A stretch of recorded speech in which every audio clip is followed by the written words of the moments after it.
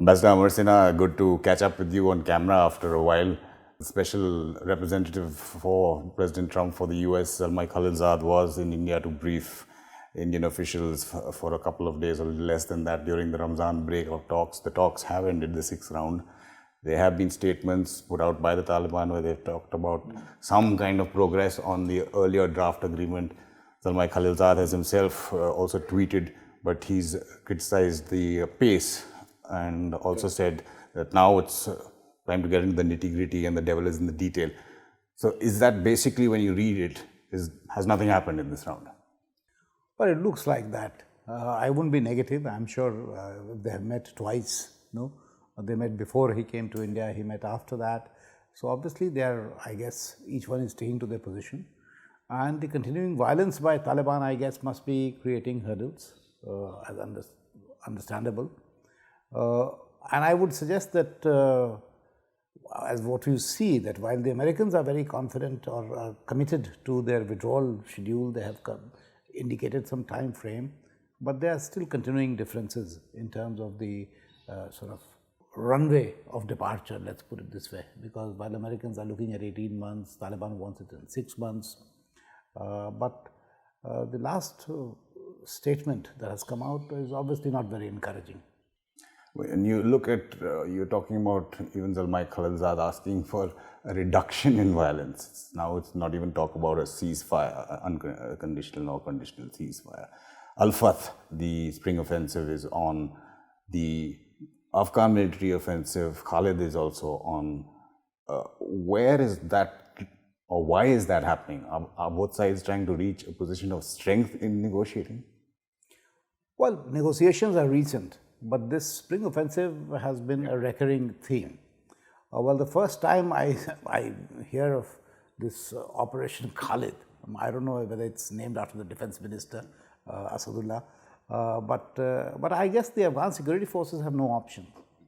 When these attacks continue happening against government officials, institutions, against civilians, I guess any security force will take that action. Right? They don't have to call it a special operation unless they have a particular window and they have a plan to weed out these elements from particular districts. And that is the complication. You see that the expectation that there would be a ceasefire is not being met by Taliban. So obviously this reduction of violence, I think, is setting the bar too low, because how exactly do you measure violence? Is killing 5 people acceptable? Or will it be 1 person in a month or 1 attack a month? So this is something which is really undefined, and I don't think it will be acceptable even to the Afghan public. There's another offer for a ceasefire by President Ghani, which is immediately rejected by the Taliban. And I think it was very disappointing that even during Ramadan, in fact, while there's an expectation that Taliban would sort of at least have a momentary ceasefire or a pause in violence, in fact, they have attacked even more viciously, including people who are fasting. And so, from our perspective, I think this promise that Taliban is changed or is changing seems a fiction. But even if it was a strategy or tactics to negotiate from a position of so-called strength, wouldn't the opposite also serve better for the Taliban, if you look at it from their point of view, if they actually did declare a ceasefire?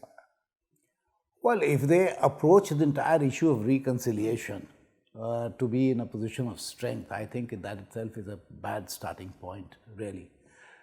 What is it that they want? They want to actually reintegrate, to be part of the power structure. They would want American troops to leave. On the most critical demand of theirs, that the Americans should leave, Americans have indicated. Obviously, they still have to work out, as Mr. Khalilzad said, the details, because there's also indication that while Americans may reduce substantially the troops, they may get out of combat role, but they will still want to have the ability to have counter-terrorism, CT sort of a deployment. So those numbers, etc., will have to be decided. It has to be operationally viable and also acceptable politically to Taliban. But the key really is that Taliban needs to show a change of heart. It really needs to approach the Afghan issue differently. Ultimately, if they claim that it is their country and they have desires to come and be part of the ruling elite, I don't think they are behaving in a manner which would instill any confidence. In fact, they are treating Afghanistan more like a foreign military, which is attacking the institutions and the security forces in Afghanistan, including killing of civilians. Is that because of who controls them? I guess so. I guess so. There is no proof that I have which would indicate that there is lesser control on Taliban. One of the areas of some kind of agreement, the second one apart from the withdrawal of American troops and foreign troops, is counterterrorism, or not letting Afghanistan be a platform for terrorism. How does that work? How can the Taliban and how can everybody be satisfied by a so-called guarantee by the Taliban that Al-Qaeda, the Haqqani group, Islamic State will not operate against anybody, and Afghans themselves from within Afghan soil? There's also a video that has been circulated by Al-Qaeda talking about the Haqqani senior who died recently, and talking about attacks in Paktika. See, exactly. In fact, the answer lies in your question itself, Amitabh. It's a complex issue, and the relationships are, I would say, deep, intricate, and really entangled and enmeshed. And ultimately, there were 4 pillars when the Americans started. One was, of course, this assurance that they would cut links with international terror groups, that there would be withdrawal of American troops, there would be ceasefire, and there will be intra-Afghan dialogue. We have seen whatever little progress we have seen, it is only on the first 2 pillars. Now you have to look at it as a negotiator, that what is it that you have achieved? Now, if you say that there was a trade-off between Americans committing to a troop withdrawal schedule, what have they got in return? They have just got promises of Taliban that they would cut links with these groups. Are these promises enforceable? Are they verifiable? We don't know. And Americans, I'm sure, would want this to happen before they actually commit on reducing troops. On the other 2, of course, I think there has been absolutely no move. There is a talk of intra-Afghan dialogue with Taliban, again, like the Moscow in Qatar. It is supposed to happen sometime. If, of course, Kabul could decide that who would go, how many would go. As you know, what happened last time, that a list of 250 was... And the Taliban said, is it a wedding party that's coming? Absolutely, they rejected it offhand. That looks like a wedding party. So we are in a difficult place. And to say that, or to rely on Taliban's commitments to cut links with terror groups, I think it'll be naivety. As you know, when you talk of Haqqanis, for example, Haqqanis are part of Taliban leadership. He's number 2 in the leadership. Are they really willing to cut that link? ISIS, whatever faction of ISIS you see in Afghanistan, it is very interesting that in many districts, while they are fighting with each other, there are also reports that in many districts they cooperate. And so it is not all that sort of black and white that they can tomorrow switch off the sort of, or could pull out the plug and it'll all be sort of kosher. No. When you talk about the faction of ISKP as it calls itself now, there's a view that Pakistan is using them as insurance, as a plan B in case some elements or the Taliban itself moves away from its control. I won't be surprised at all if that is the case. And in fact, that was the indication, at least I had till I left Afghanistan, that it was a creation. It was a rump created out of very disgruntled elements, but which are directly controlled by ISI. And it was also to create an alternative narrative. When you were trying to whitewash Taliban and mainstream it, you really needed some sort of control over a future Kabul government. And that, I don't think Pakistan has taken a call that they would actually have, even if it's a Taliban-led or a controlled government in Kabul, that they would have a totally independent and free government in Kabul. And what is the leverage that they will have? The leverage would be, these would be the pressure sort of instruments of pressure on any future government, even when Taliban comes and starts showing signs of independence, signs of nationalism. So I will not be surprised that that is the case. Of course, more evidence has to be got, more research has to be done.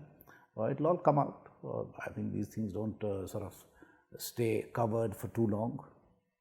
When you're talking about Pakistan, again, there's Almai Khalilzad in one of his tweets recently, though he criticized Imran Khan for his earlier statement, in a way praised Imran Khan's new statement on peace talks in Afghanistan.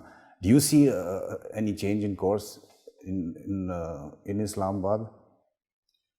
And is it possible? If you look at the declarations made by Mr. Imran Khan, in fact, only last week he spoke to President Ghani, invited him.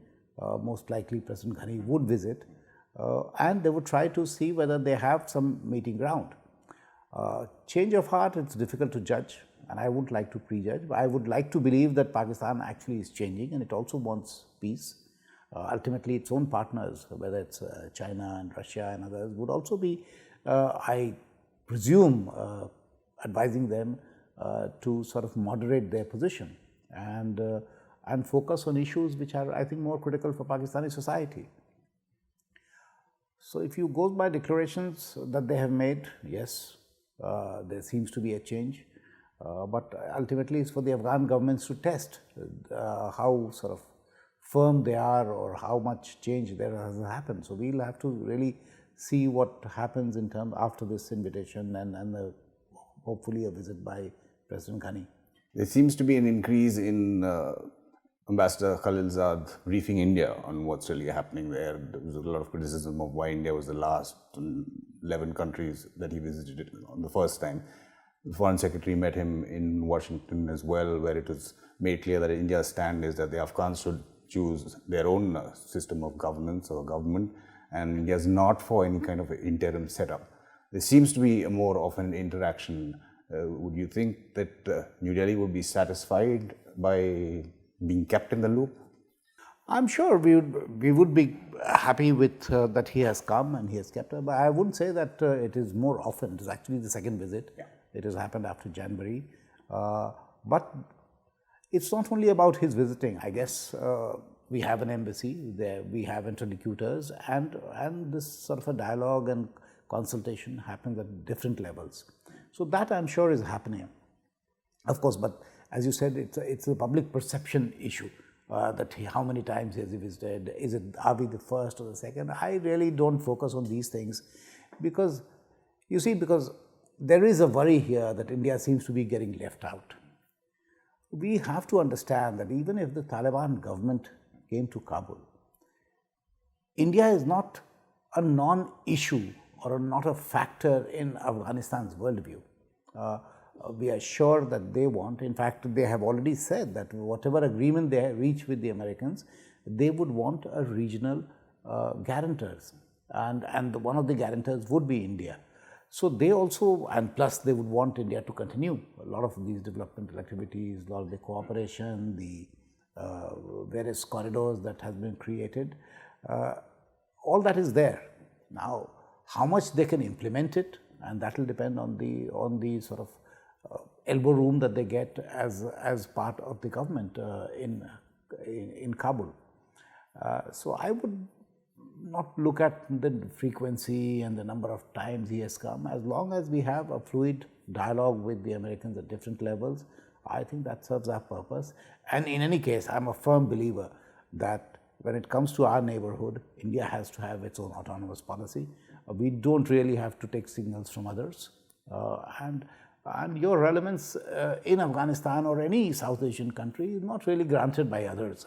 I think we should be very clear on this. So us not being at the table really doesn't matter at this point or in the near future. Moscow has got involved in different ways. Uzbekistan is trying to, there are countries in the region that are all, Iran is meeting Taliban leaders. Yes, they have met, but ultimately to what purpose or what avail? You see, ultimately the test of this peace dialogue is when the Taliban starts negotiating with Afghan government.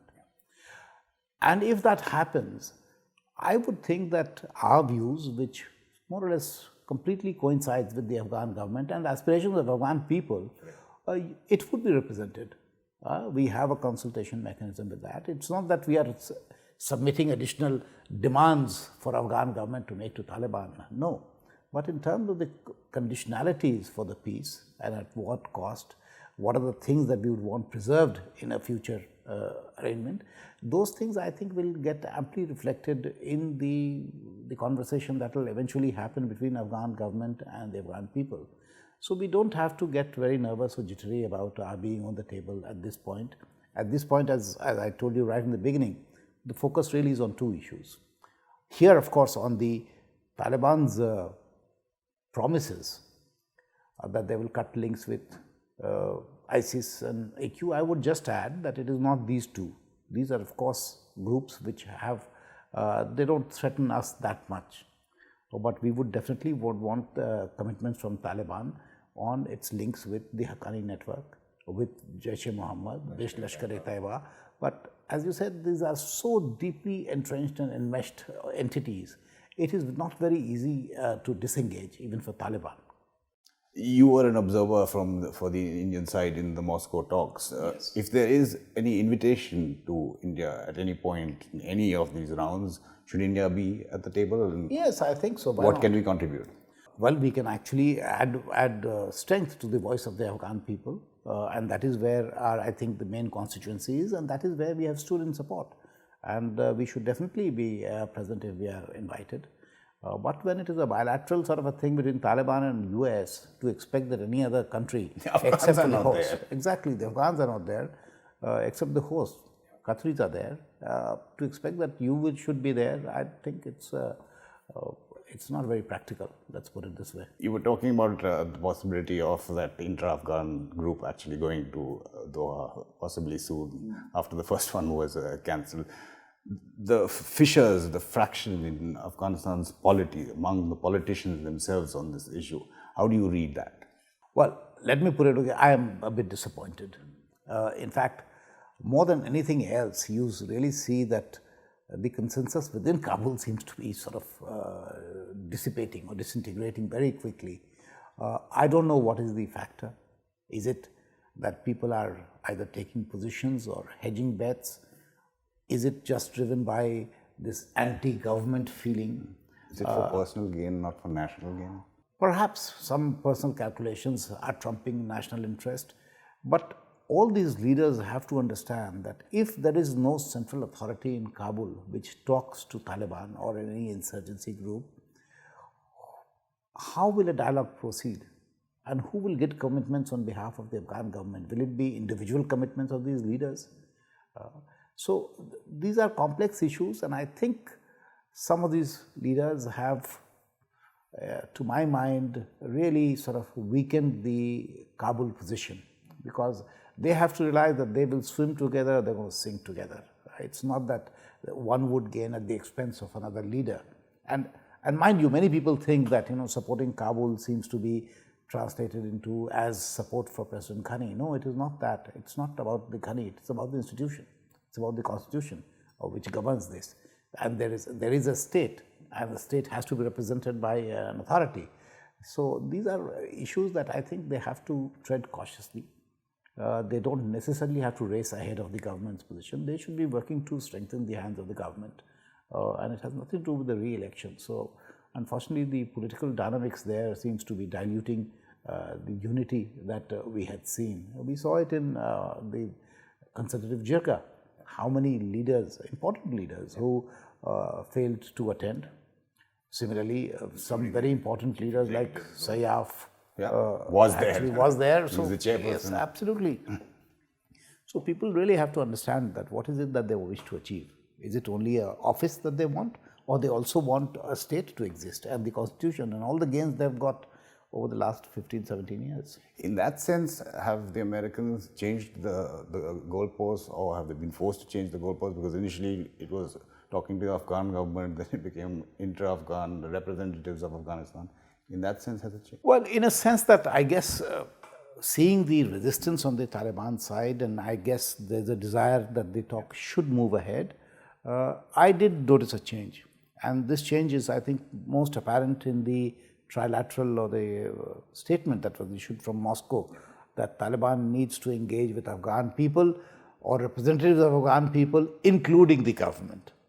Of course, that's a way of seeing it. Yes, there are many factions, and if even that happens, I think that's a step forward. Since you're talking about special representatives, the trilateral, it was China, Russia, and the US. They're going to have another meeting in Beijing, I think, the next one. The reports of a proposal that India should also have a special representative for Afghanistan so that Zalmay Khalilzad can deal with a points person. Of course, there are other already in place. The ambassador is there. He's been coming here and meeting various people, but just to get someone to focus just on that area, is that... Well, let me put it this way. There are arguments both for and against. We have had a representative for a long, long time. For the last couple of years, we haven't had. I think it has worked both ways. It has worked well. Yes, but there are certain, I think, practical difficulties when it comes to some specialized formats like that. You know, the German initiative on the International Contact Group, which was basically all the special representative used to attend. But I'm sure Mr. Khalilzad will always find a contact person in the government of India. And so that's a call that the government has to take depending on how they look at this institution. And of course, there are arguments against that. Why create a number of such institutions when you have a formal structure of foreign secretary, NSA, our ambassadors who are the rightful interlocutors. When we talk about, say, the Taliban trying to, one school of thought, the Taliban is trying to negotiate on a position of strength by continuing its attack. And now SIGAR has been told by the Defense Department not to release figures of districts and who controls them or contests them, which is again interesting to just point out there. But in terms of India and the Taliban, do you see in the future, in the near future, some kind of interim setup having to be put in place, even though India says it doesn't want one and the Afghans should choose? No, an interim setup, you see, ultimately it's a matter of sequencing it. An interim government, when, where, how Taliban enters the power structure. Obviously, it is very clear that they cannot make it to this election because the nominations were closed, so the window is shut. But there are other Taliban members who have actually reintegrated, they are living peacefully and they are free to participate in any election. So Taliban first has to take the first step in actually to moving. You know, they are just sitting in Qatar and making demands on not only the Afghan government but the entire international community, and they really want to be taken seriously. And I don't think nobody is going to take them seriously whether they control 30% or 40% of the territory. Because they also, so if it is only power and violence through which they wish to rule a government, how long do you think this government will last? So there has to be a level of acceptability among the Afghan people. And what the actions they are taking, I don't think they are endearing themselves to Afghans or to anybody else. Is the US putting enough pressure or continuing to keep the pressure on Pakistan to get what it wants ultimately in Afghanistan here? Because what they have stopped, there's been no turning on of that tap again. And again, reports suggest that Ambassador Khalilzad is willing to go as far as targeting or sanctioning specific military officials by using the visa rules which have been changed because the deportees are not being accepted back in Pakistan. Is American pressure working? For me, it's difficult to answer, really, because ultimately, how much pressure one apply depends on the US. Yeah. How that pressure is felt depends on the Pakistanis, and on a number of conditionalities. There could be visa, there could be IMF, there could be financing, FATF. There are a number of instruments Americans have. They know their strength. They know what instruments they have. When they will use it, how they will use it is ultimately their decision. So I wouldn't like to speculate, but yes, I feel that they do have effective instruments, and if they used it well, I guess they would also achieve what they wish to do in the region. We talked about the dissonance in Afghan society, at least politically and otherwise, vis-a-vis the situation that's happening. But one thing that brings the Afghans together completely is sport and especially cricket. And you worked so much on that front.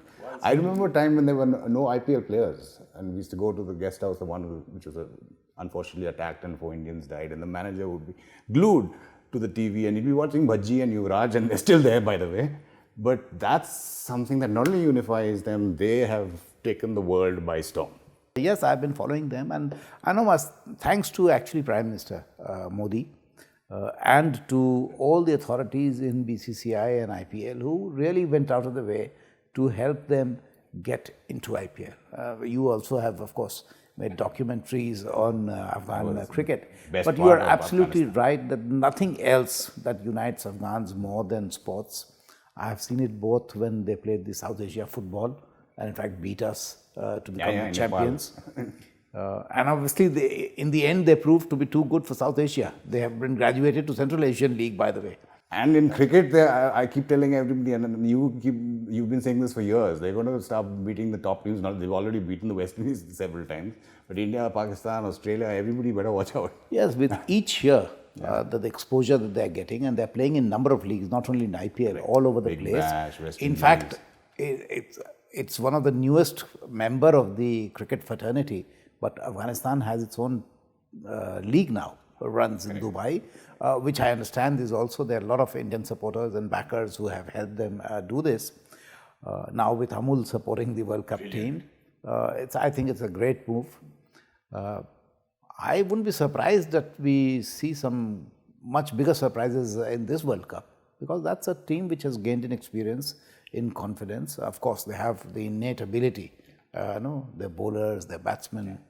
They're 11 all-rounders, they're almost. I'm sure you followed the SRH match. Yeah, of course. And the dropped catch proved expensive, but And it's not just the IPL. I mean, you worked for the Kandahar Stadium. There's another one coming up in the north in Mazar as well, which India has contributed money to.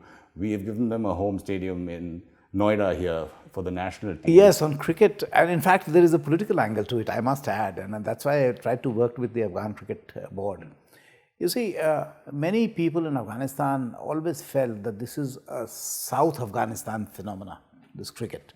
Though it unites, everybody rejoices, but it is played mainly in South. I've seen pictures of the Taliban firing in the air, not at people. So when I was there, and I'm sure government will sort of follow it up and take it up from there, we did discuss it with the Afghan Cricket Board, and we said, why don't we, as part of our small development project or something, actually along with Afghan Cricket Board, start a program, a nationwide program on cricket in schools, because that is where you need to sort of interest youngsters to get into this game, and so that it becomes a national sport like it has become in India, or perhaps even in Pakistan, or all the cricket playing nations. And they have the talent, they have the interest, and they are tremendous heroes or role models today for the youngsters to follow. So I think an initiative of that kind would be very, very useful for cricket.